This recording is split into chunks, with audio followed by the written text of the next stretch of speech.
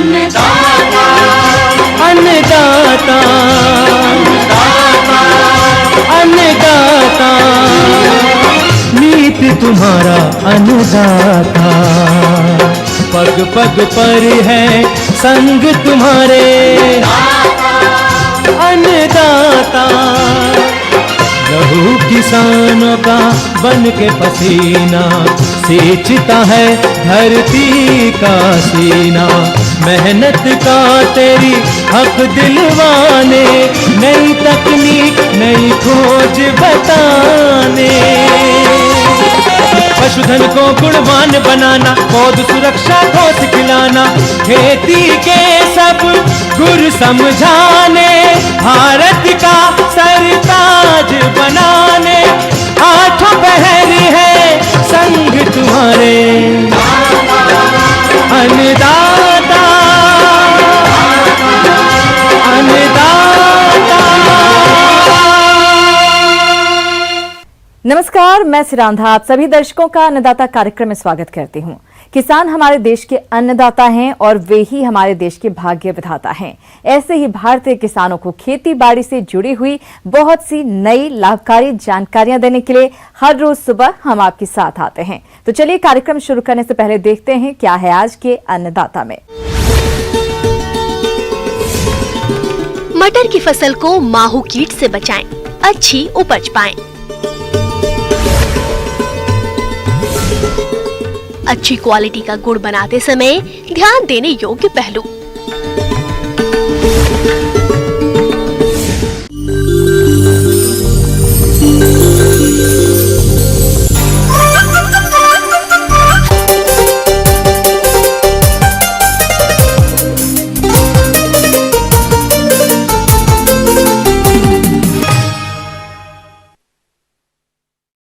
प्रदेश के बहुत से किसान भाइयों ने मटर की बुआई कर दी है और उनकी फसल इस समय बढ़वार की अवस्था पर है।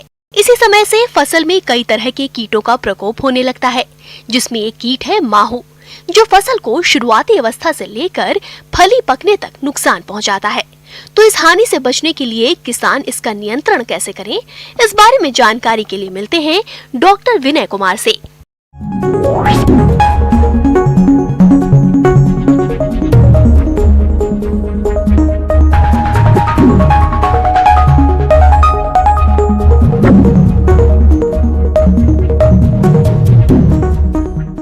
किसान भाइयों, आपके खेतों में मटर लगी हुई होगी और मटर की तुड़ाई भी हो रही है, और कुछ जो देर से लगाए हैं किसान भाई, उनका मटर खेत में अभी तैयार होने में टाइम है। तो मटर में माहू कीट का प्रकोप देखा जाता है और उसका प्रकोप भी अच्छा खासा होता है। माहू कीट के प्रकोप होने से पहले तो ये है कि माहू कीट के जो कीट होते हैं इसमें जो पाए जाते हैं वो हरे रंग के होते हैं और उसमें पंख होते हैं बहुत छोटे छोटे जो दिखाई नहीं देंगे, लेकिन जब ये सारे कीट एक साथ मिलते हैं तो ये हरा हरा सा धब्बा जैसा दिखता है और ये बहुत ज़्यादा फैलते हैं। और इनका फैलाव जो है नवंबर माह के शुरू से लेके फरवरी तक काफ़ी देखा जाता है और इन दिनों में मटर में काफ़ी कीट मिलते हैं। माहू कीट का प्रकोप फसल में अधिकतर फूल आने के बाद मौसम में नमी और बादल होने पर होता है। ये कीट हरे, काले एवं पीले रंग का होता है और पौधे के विभिन्न कोमल भागों जैसे पत्तियों, शाखाओं, फूलों व फलियों का रस चूसकर नुकसान पहुंचाता है। ऐसा है कि इस कीट का जो वंश है बहुत ज़्यादा बढ़ता है और नवंबर माह दिसंबर माह में क्या होता है कि ठंड बढ़ जाती है और बादल भी छाए रहते हैं। ऐसे मौसम में माहू कीट का जो है प्रकोप बढ़ता है, वो उनका वंश बढ़ता है। तो इस तरह से ये इसका कीट बहुत ज़्यादा भागता है, बढ़ता है, वंश बढ़ता है और ये बहुत नुकसान पहुंचाता है। क्षति का लक्षण कहें, ये जब पत्तों पे लगते हैं, पौधे पे लगते हैं तो पौधों का रस चूसते हैं, पत्तों का रस चूसते हैं, पत्तों को सिकोड़ लेते हैं और जो लतर होती है इसकी मटर की उसको भी चूस के वो सुखाते हैं, फलता पैदावार घट जाता है, पौधा मर जाता है। इस कीट को नियंत्रण करने के लिए इमडा क्लोरोप्रीड की 1 मिलीमीटर प्रति 3 लीटर पानी में घोल बनाकर 1 सप्ताह के अंतराल पर 2 छिड़काव करना चाहिए। तो इसके नियंत्रण के लिए सबसे पहले तो हम लोग इसके कीट रोधी माहू रोधी किस्म जो उपलब्ध है वो लगाएंगे। माहू कीट का प्रकोप जब दिखने लगे तो संभव हो तो आप उसको कीट को जहाँ मिले उसको डंटियों को तोड़ के किसी जगह पे जमा कर लें और उसके बाद उसको कहीं गाड़ दें। इस कीट के नियंत्रण के लिए किसान भाई ये करें कि थायोमेथाक्साम नाम का जो अगर आपको इसमें रासायनिक दवा का प्रयोग करना है तो थायोमेथाक्साम नाम का जो दवा है उसका 0.2 ग्राम प्रति लीटर के दर से घोल बना के छिड़काव करें। एक दवा है ऑक्सीडिमेटोन मिथाइल, इसका 1 मिलीलीटर प्रति लीटर के दर से घोल बना के छिड़काव करें तो इसका बचाव हो जाएगा। और जो किसान भाई अगर जैविक खेती कर रहे हैं तो उसके लिए लेडी बर्ड बीटल, सिरफिट फ्लाई इत्यादि जो है जैविक नियंत्रण के लिए उपयोगी है। इन कीटों का प्रयोग करेंगे तो आपको माहू कीट का नियंत्रण हो जाएगा। इस तरह से किसान भाई अपने मटर की पैदावार को बढ़ा सकते हैं माहू कीट का नियंत्रित करके। धन्यवाद। किसान भाइयों, अभी तक आपने खेती से जुड़ी हुई कुछ उपयोगी जानकारियां देखी। अब लेते हैं एक छोटा सा ब्रेक, जल्द ही लौटेंगे और कार्यक्रम में आगे भी हैं खेतीबाड़ी से जुड़ी हुई महत्वपूर्ण जानकारियां। आप बने रहिए हमारे साथ।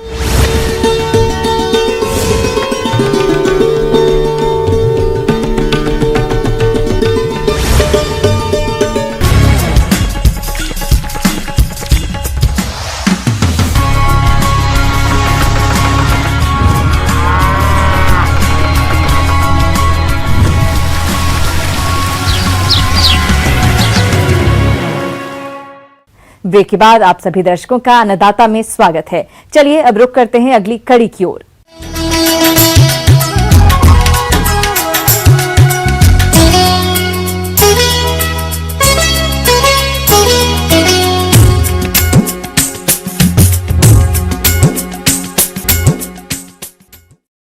प्रदेश के अधिकांश किसान भाई गन्ने से गुड़ बनाते हैं, लेकिन कुछ किसान सही जानकारी के अभाव में गुड़ बनाते समय कुछ न कुछ चूक कर जाते हैं, जिससे गुड़ की क्वालिटी खराब हो जाती है और ऐसे गुड़ का बाजार में अच्छा भाव भी नहीं मिल पाता।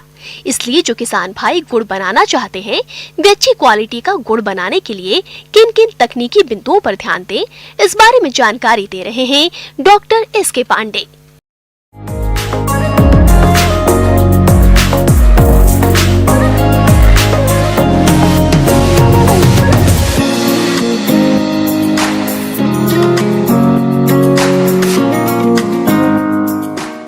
नई तकनीकी हमने इस केंद्र से बहुत ही विकसित की हैं। अभी वर्तमान में मैं किसान भाइयों को सलाह देना चाहूँगा कि अगर वो अपने गन्ने को अपने मालिक रहते हुए गुड़ का निर्माण करें। मैं इस रीति रिवाज को फिर शुरू करने के लिए अपने केंद्र पर मैं खुद गुड़ बनाना शुरू किया हूँ, शक्कर बना रहा हूँ, वैल्यू एडेड गुड़ बना रहा हूँ जिसमें दवाई युक्त, जिसमें आयुर्वेदिक दवाइयाँ हैं, सौंफ है, अजवाइन है, मेथी है, काली मिर्च है, ड्राई फ्रूट्स हैं। इस तरह के वैल्यू एडेड प्रोडक्ट भी हम बना रहे हैं और सेल कर रहे हैं। लोगों में काफ़ी लोकप्रिय हो रहा है। किसान भाइयों, ये आवश्यक है कि उत्तम गुड़ निर्माण हेतु हमें गन्ने की खेती को शुरुआत से ही ध्यान देने की जरूरत होती है। गुड़ उत्पादन हेतु गन्ने की विभिन्न प्रभेदों के निर्धारित उर्वरकों की मात्रा का ही प्रयोग करें। अगर नाइट्रोजन की मात्रा अधिक हुई तो इसका बुरा असर गुड़ की क्वालिटी पर होता है, साथ ही पर्यावरण के लिए दुष्प्रभावी होता है। बात करें अगर कटाई की, तो फसल की कटाई के लिए 15 दिन पहले से ही खेत में सिंचाई बंद कर दें। शीतकालीन गन्ना अक्टूबर से नवंबर के मध्य तक तैयार हो जाता है, लेकिन कटाई से पूर्व परिपक्वता की पहचान करना जरूरी होता है। इसके लिए विक्स हाइड्रोमीटर का उपयोग करते हैं। अगर विक्स हाइड्रोमीटर की रीडिंग 21 से ज्यादा आती है तो जान लें गुड़ हेतु गन्ना परिपक्व हो गया है। कम विक्स हाइड्रोमीटर होने पर कटाई ना करें। कटाई करने के लिए धारदार औजार का इस्तेमाल कर जमीन की सतह से कटाई करें और ऊपरी भाग को काटकर हटा लें, क्योंकि ऊपरी भाग में शर्करा की मात्रा कम होती है। उसके बाद सारी पत्तियों की कटाई कर गन्ने को साफ कर लें। याद रहे, कटाई के 10 से 12 घंटे के बाद गन्ने से रस निकाल लें। और गन्ने के लिए जो नई गुड़ की वैरायटी है, हमसे संपर्क करके गुड़ की वैरायटी लें, तकनीकी लें, हम सब मुहैया कराने को तैयार हैं।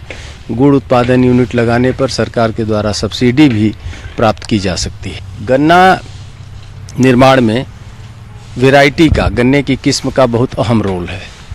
कुछ ऐसी गन्ने की किस्में हैं जिसका गुड़ बहुत ही अच्छा बनता है। जैसे हमारी एक किस्म है जो अभी पूरे उत्तर भारत के हर किसान के पास है, CO 0238 किस्म, जिससे बहुत ही उपयुक्त, बहुत ही बढ़िया गुड़ बनता है, राब बनती है और सीढ़ा भी बनता है। अब इस वैरायटी में बीमारी आ रही है। अब ये वैरायटी 2 साल 4 साल में जाने वाली है। इसके बाद भी हम इसके लिए, गुड़ के लिए अन्य वैरायटी निकालेंगे। और हमारी और वैरायटी है CO 0118, 15023, CO 15023। ये सब गुड़ के लिए बड़ी उपयुक्त हैं, जो हम किसानों को उपलब्ध करा देंगे, जिसमें हम कोई रसायन नहीं डालते और बिना प्रिजर्वेटिव के हम गुड़ का निर्माण कर रहे हैं।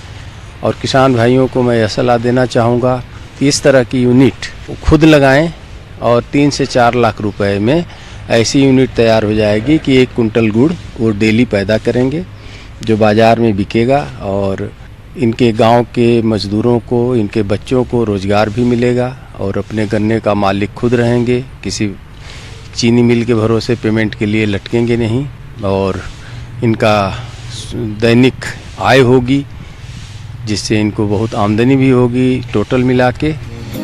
गन्ने का रस निकालने के उपरांत दूसरा काम उसकी सफाई करना है। रस की सफाई के लिए आमतौर पर भिंडी का प्रयोग किया जाता है। इसके प्रयोग के लिए एक घना घोल तैयार किया जाता है, जिसके लिए इसकी छाल को 24 घंटे पानी में भिगोने के उपरांत हाथ से अच्छी तरह रगड़कर चिकनाहट भरपूर घोल तैयार कर लिया जाता है, जो रस सफाई के लिए प्रयोग किया जाता है। इस घोल के प्रयोग से गुड़ का बढ़िया कण और ठोसपन में सहायक होता है। 1 लीटर घोल 100 लीटर रस की सफाई के लिए काफी होता है। इस घोल के अलावा कुछ खास रसायन जैसे कि super phosphate, phosphoric acid, sodium carbonate, sodium bicarbonate आदि का प्रयोग किया जाता है। गुड़ बनाने का तो आपने देखा, अभी रस निकाल के उसको रस से पेराई करते हैं क्रशर में। पेराई करने के बाद इस तरह का ये जो चूल्हा है, पैन लगा हुआ है, इसमें हम उसको बॉयल करते हैं। खरपतवार जो इसका बगास निकलता है, यही ईंधन के रूप में हम यूज करते हैं। और इसका निर्माण होने के बाद डब्बे में पैक करके, लेबल करके इसको हम, ये हमारा फाइनल प्रोडक्ट है। और मेरी धारणा और ध्येय उद्देश्य ये है कि किसान अपना खुद का मालिक बने अपने गन्ने का और गुड़ प्रोडक्शन की यूनिट लगाएं और रोज़ का मुनाफा कमाएं, अपने बाल बच्चों को, ग्रामीणों को, महिलाओं को रोजगार दें। आगे और भी हैं खेतीबाड़ी से जुड़ी हुई बहुत सी रोचक जानकारियां, पर यहां पर रुकेंगे एक और छोटे से ब्रेक के लिए। जल्द हाजिर होते हैं।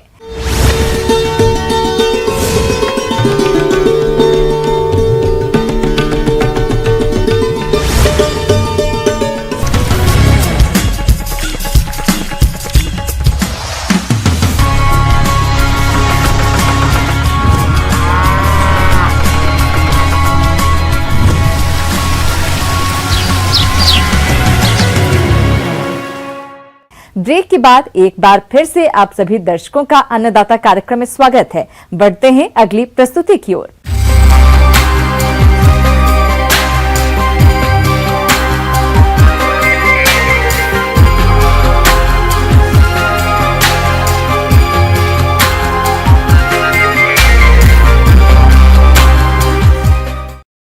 आजकल किसानों का रुझान जैविक खेती की तरफ बढ़ रहा है और सरकार भी जैविक खेती को बढ़ावा दे रही है, क्योंकि जैविक उत्पाद के उपयोग से मनुष्य का स्वास्थ्य तो अच्छा रहता ही है, साथ ही साथ मृदा का उपजाऊपन भी बना रहता है। इसी को देखते हुए आज हम किसानों के लिए जानकारी लाए हैं वैज्ञानिक तकनीक से वर्मी कंपोस्ट तैयार करने के बारे में। तो आप किस प्रकार से करें वर्मी कंपोस्ट तैयार, इस बारे में जानते हैं विषय विशेषज्ञ टीपी सिंह से।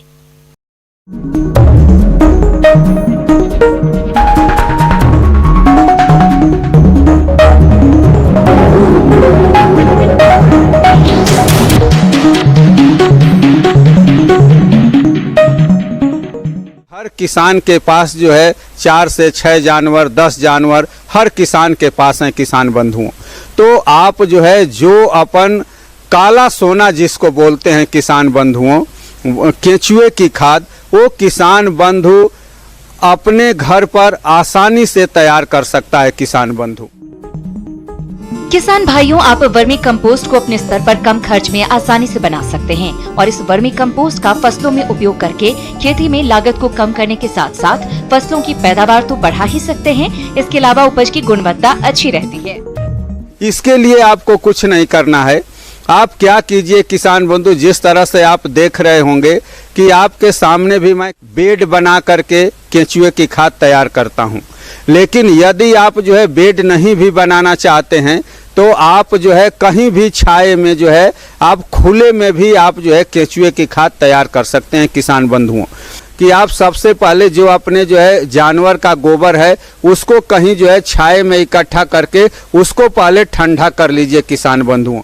उसके बाद किसान बंधुओं क्या कीजिए कि आप जो है जमीन पर जो है आप 15 फीट लंबा और 1.5 फीट जो है ऊंचा एक गोबर का जो ठंडा किया हुआ गोबर है उसका आप एक जो है ना बेड बना लीजिए और उस बेड में कम से कम जो है 3 किलो केंचुआ किसान बंधुओं, जिसको एसिटिनिया फार्टिडा ग्रुप का केंचुआ हो, उसको आप जो है 3 किलो केंचुआ एक बेड में, मतलब 15 फीट लंबा और 1.5 फीट ऊंचा, उस बेड में 3 किलो केंचुआ छोड़कर उसमें जो है मिला दीजिए किसान बंधुओं। किसान भाइयों, वैसे तो कई तरह के केंचुए हैं, पर वर्मी कंपोस्ट बनाने के लिए आइसिनिया फार्टिडा प्रजाति के केंचुए अच्छे होते हैं, जो कम समय में अच्छी तरह से वर्मी कंपोस्ट खाद बना देते हैं। तो उसमें क्या कीजिए किसान बंधु कि उसमें जो है पानी का छिड़काव जो है आप करते रहिए। गर्मियों में हो सकता है आपको जो है 2 समय करना पड़ेगा, लेकिन ठंडी के समय में तो आप एक समय भी कर सकते हैं, लेकिन नमी का विशेष तौर पे ध्यान रखना है किसान बंधुओं। तो ये आपका किसान बंधुओं, ये आपका जो आपने बेड बनाए हैं, ये कम से कम बेड आपका जो है 40 दिन में, 35 से 40 दिन में ये आपका बेड जो है ना तैयार हो जाएगा किसान बंधुओं। वर्मी कंपोस्ट खाद लगभग 45 दिन में तैयार हो जाती है। इसके बाद इसे ऊपर से इकट्ठा करके छान लेना चाहिए, ताकि वर्मी कंपोस्ट के साथ जो केंचुए आ गए हैं वो छन कर रह जाएं और इन केंचुओं को दोबारा वर्मी कंपोस्ट खाद बनाने के काम में ले सकते हैं। इस वर्मी कंपोस्ट को आप अपनी फसलों में काम में लेने के साथ साथ बेचकर अच्छी आय भी कमा सकते हैं। जो किसान वर्मी कंपोस्ट यूनिट लगाना चाहते हैं तो उन्हें सरकार द्वारा अनुदान देय है। इसके लिए किसान अपने नजदीकी कृषि विभाग में संपर्क करें। तो उस केंचुए की खाद को आप कोई सा भी फसल लगा रहे हैं किसान बंधुओं, आप जो है दलहनी फसल कर रहे हैं, आप जो है जौ लगा रहे हैं, गेहूं लगा रहे हैं, बाजरा लगा रहे हैं, मूंगफली लगा रहे हैं, आप जो है सब्जियां कर रहे हैं किसान बंधु, या आप जो है पेड़ पौधे कर रहे हैं किसान बंधु, या आप जो है अपने छत के ऊपर जो है गमलों में जो है आप सब्जियां उगा रहे हैं किसान बंधु, सब में आप जो है इस केंचुए की खाद उपयोग में ले सकते हैं। इसको उपयोग करने से सबसे बड़ा फायदा ये होगा किसान बंधु कि आपकी जमीन जो है लौंडी और छारी होने से बच जाएगी किसान बंधु, आपकी जमीन जो है कठोर होने से बच जाएगी किसान बंधु, और आपके जमीन में जीवांश की मात्रा जो है बढ़ जाएगी, आपके जमीन में कार्बनिक पदार्थ की मात्रा बढ़ जाएगी। जब ये कार्बनिक पदार्थ जीवांश की मात्रा जब आपके जमीन में बढ़ जाएगी किसान बंधु, तो जो आपकी जमीन जो है उपजाऊ हो जाएगी किसान बंधु। आप जो है पेड़ पौधों में आप 10 से 12 किलो प्रति जो है पौधा आप जो है उपयोग में ले सकते हैं। आप जो है छत पे जो है गमलों में आप लगा रहे हैं तो 1 से जो है 1.5 किलो आप जो है गमलों में आप उपयोग में ले सकते हैं। तो इस तरह से किसान बंधुओं केंचुए की खाद का बहुत बड़ा महत्व है। यदि हमारी जमीन को बचाना है किसान बंधुओं, तो हर किसान को केंचुए की खाद अपने घर पर बनाना होगा किसान बंधु।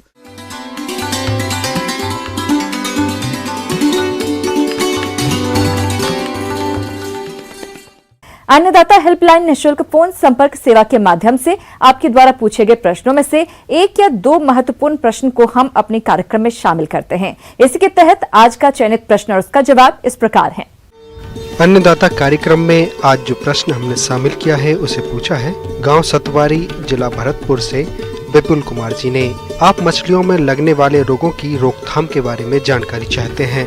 तो विपुल कुमार जी, आपकी जानकारी के लिए देखिए कार्यक्रम का यह अंश।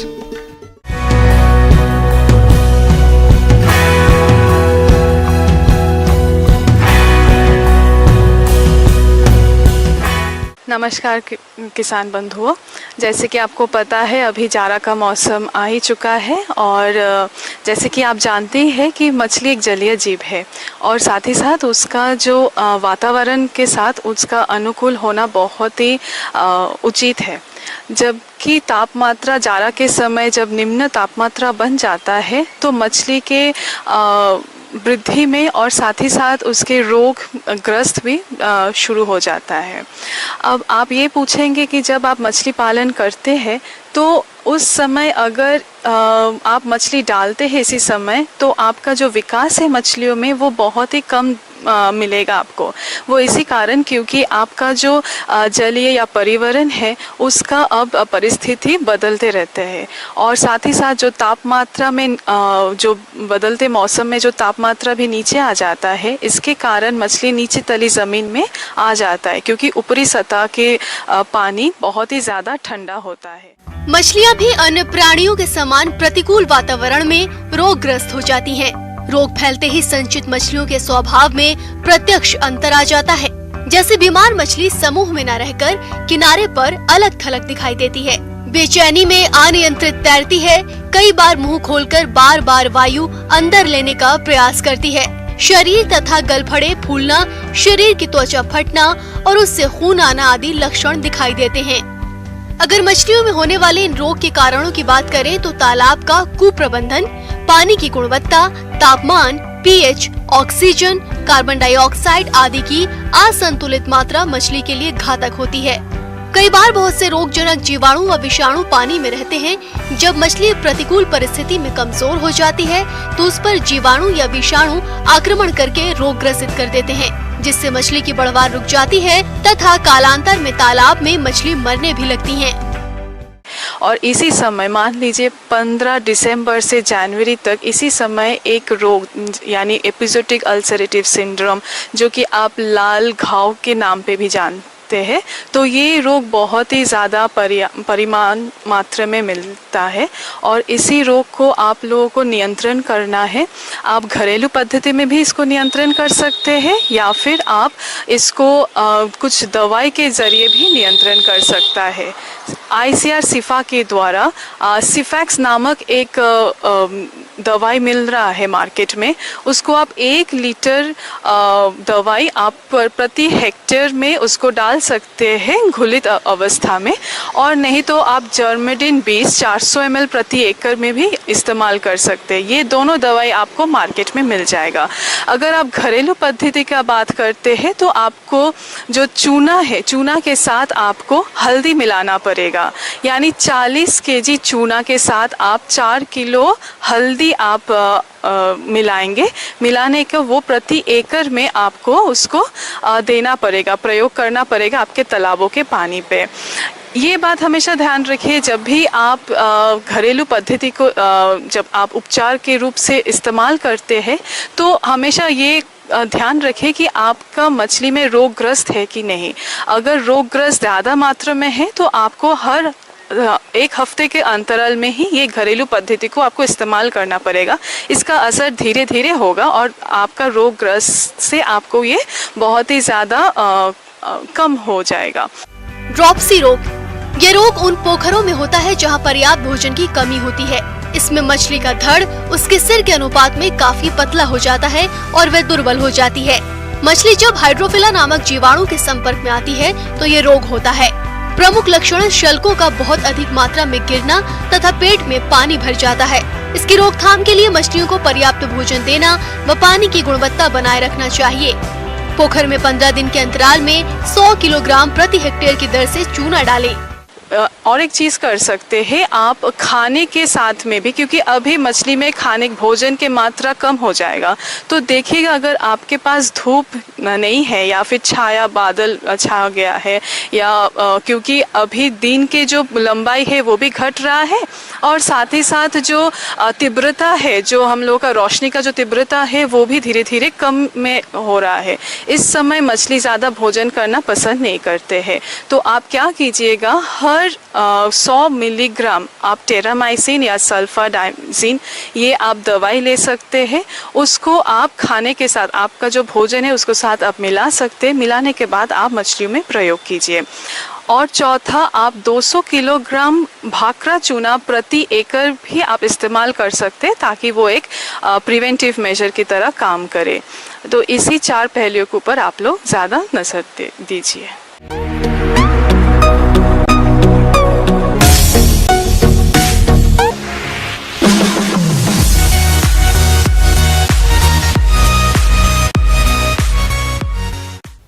आइए अब एक नजर डालते हैं राज्य की कुछ चुनी हुई मंडियों के प्रमुख फसलों के बाजार भाव पर।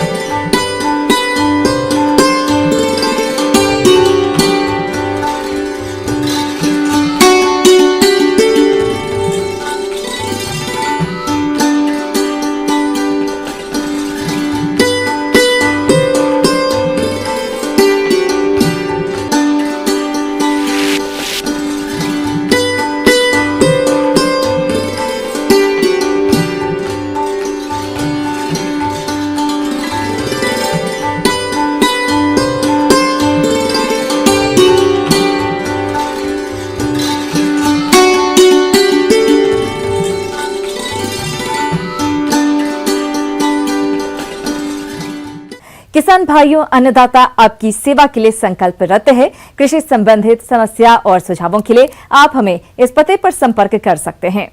प्रोड्यूसर अन्नदाता, news 18 Rajasthan, Ramoji film city, Hyderabad 501512। साथ ही आप हमें ईमेल भी कर सकते हैं। हमारा ईमेल है p18अन्नदाता-राजस्थान@nw18.com। इसके अतिरिक्त आप हमें निःशुल्क हेल्पलाइन नंबर पर सोमवार से शनिवार सुबह 10 बजे से शाम 4 बजे के बीच संपर्क कर सकते हैं। किसान भाइयों, अब समय हो रहा है आपसे विदा लेने का, तो हमारी पूरी अन्नदाता टीम को दीजिए इजाजत। कल फिर आपसे मुलाकात होगी कृषि संबंधित कुछ और महत्वपूर्ण जानकारियों के साथ। नमस्कार।